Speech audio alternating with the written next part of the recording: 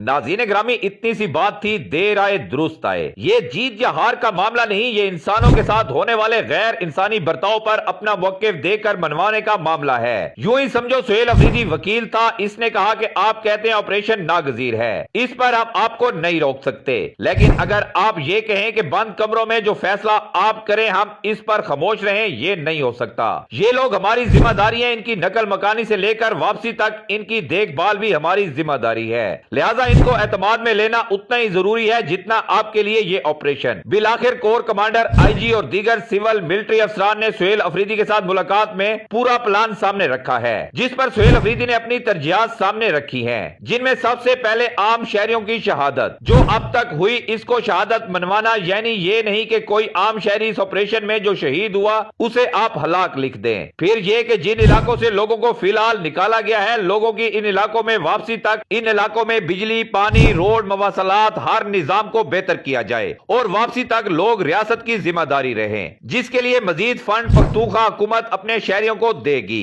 Operation का मतलब सिर्फ दहशत गर्दों का खात्मा होगा, इसमें आम शहरियों की जान का तहफ्फुज यकीनी बनाया जाएगा। ऐसे ही दीगर मामलात पर इत्तफाक हुआ है। उम्मीद है खैबर पख्तूनख्वा की गयूर अवाम अब इंशाअल्लाह सूबा भर में अमन का झंडा लहराता देखेंगे और जल्द अज जल्द अपने घरों में वापस जाएंगे।